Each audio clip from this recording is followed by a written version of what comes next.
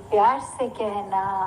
आने काल। अगर कोई इंसान अपना इलाज करने जा रहा है डॉक्टर के पास और वो जो एक सर्जरी होती है तो डॉक्टर के हाथ में एक सर्जिकल नाइफ होती है जिससे उसको वो शरीर को काटना होता है और वो अंदर जो भी शरीर के खराबी है उसको सही करना होता है। और वहीं अगर कोई चोर लुटेरे डाकू की बात आती है, चाकू तो उनके हाथ में भी होता है। अब ये दोनों चाकू तो चाकू ही है, चाकू का उसमें कोई दोष नहीं है, वो तो जिसके हाथ में है। अगर कोई डॉक्टर के हाथ में है तो वो एक परोपकार का काम कर रहा है, वो चाकू वो किसी का शरीर ठीक करने के काम आ रहा है। और अगर वही चाकू एक डाकू के या किसी के ऐसे मन में है जिसके भाव ठीक नहीं है तो फिर वो नुकसानदेह कार्य वही चाकू कर देता है। तो कैसे अगर हम ये बात को भी सोचें कि हम अगर अपनी नीयत ही ठीक रखें तो हमारे लिए जो भी एक सामान है, एक इस दुनिया में जहाँ विचरण कर रहे हैं, पदार्थ है हमारे, हमें कैसे उनका हमेशा सदुपयोग ही करना है, ये मानते हुए कि परमात्मा ने दिए हैं तो बस उसका शुक्रिया है। और जो भी हमारे पास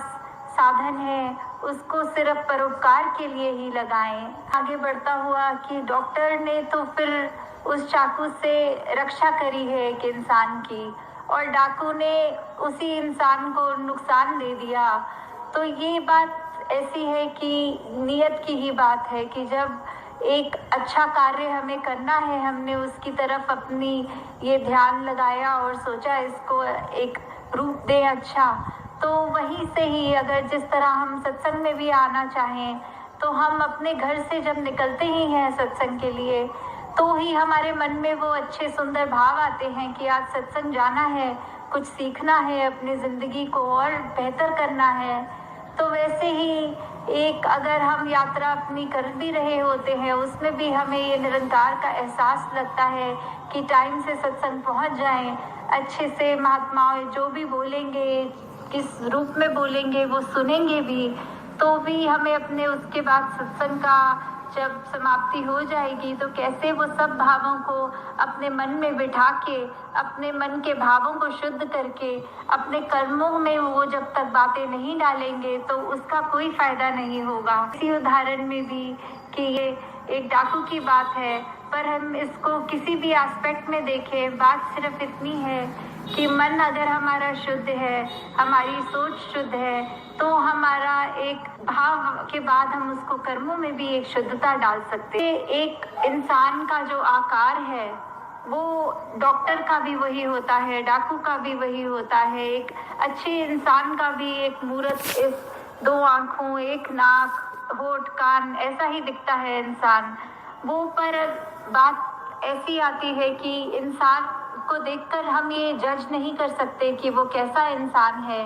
दिखने में सभी इंसान एक जैसे हैं, पर अगर हमें यही देखना है कि कौन इंसान कैसा कर्म कर रहा है, उसी से हमें पता लगता है कि हमें इस इंसान के पास जाना है, ये तो बहुत अच्छी बातें करता है, इसका जीवन देखो कितना सुंदर है, हमें इससे शिक्षा लेनी है, हमें इसके जैसा बनना है। और वहीं दूसरी ओर अगर इंसान हम ऐसा देखें जो कठोर वचन भी बोल रहा है, खुद भी परेशान है, औरों को भी परेशान कर रहा है,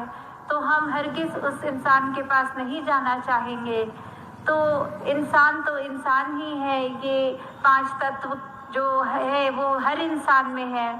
पर हम अपनी सोच, अपने दिल, हमारे पास जो ये चेतनता है, ये ब्रह्म ज्ञान है, हम उसका कैसे सदुपयोग कर रहे हैं वो हमारे हाथ में है। हम कैसे अपने जीवन की दिशा को कहाँ ले जाना चाहते हैं। ऐसा ही इंसान जो हमेशा उसके पास अगर तो उसकी, जैसे अभी ये डॉक्टर का ही उदाहरण चल रहा है कि कैसे अगर तो एक डॉक्टर की भी मति खराब हो गई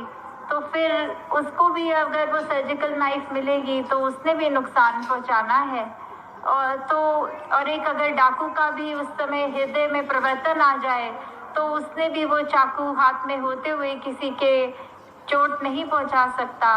तो बात कोई ऐसी नहीं है कि हम संसार में काम क्या करते हैं, बात सिर्फ वो इरादे की, वो मन के भाव की और वो कर्म पे आ जा रही है कि कैसे हम वैसा एक इंसान बने जो हर एक का भला करे, या ऐसा इंसान जो दूसरे को नुकसान पहुंचाए। जैसे एक उदाहरण, एक अगर कुत्ते का आ रहा है जहन में कि कैसे एक शीश महल होता है जिसमें बहुत सारे अलग तरह के शीशे होते हैं, खड़े होके देखा जाए तो उसमें एक में पतले नजर आएंगे, एक में मोटे और किसी में उल्टे, अजीब तरह से जो हमारे आकार हमें दिखते हैं। तो ऐसे ही एक शीश महल में एक कुत्ता एक दिन बंद हो गया और फिर उसने जब अपने आप को इस तरह देखा तरह तरह के आकार में, तो वो पहले तो डर गया, पर उसको ध्यान में आया कि ये इतने सारे अजीब से कुत्ते हैं आसपास, मैं क्यों ना सभी को डरा दूं। तो वो अपनी पूरे दम से उनकी ओर भौंकता गया, पूरी रात भौंकता गया। और सुबह जब उसको शीश महल में और कोई व्यक्ति घुसे तो देखा वो कुत्ते की यात्रा समाप्त हो चुकी थी, वो उसकी मृत्यु हो गई थी। तो भाव इसके पीछे क्या है? वो कुत्ते ने तो सोचा मैं दूसरों को डराऊं, मैं दूसरों के लिए, क्योंकि वो मुझसे अलग दिख रहे हैं, मैं उनका नुकसान करूं। पर हकीकत में तो वो सिर्फ आईना ही था, वो अपने आप को ही इस तरह डरा रहा था, वो अपने आप का ही इस तरह नुकसान कर रहा था कि सुबह तक उसके शरीर में जान ही नहीं रही। तो कैसे हमने क्या नियत रखनी है, हमें कैसे अपना जीवन बनाना है, ये हमारे ऊपर खुद पे निर्भर करता है। दूसरे को ज़्यादा दिया है, सिर्फ हर एक का भला करते जाए और जो हमें मिला है उसका सदुपयोग करके परमात्मा का शुक्राना करते जाएं। साथ संगत जी, प्यार से कहना, धन निरंकार।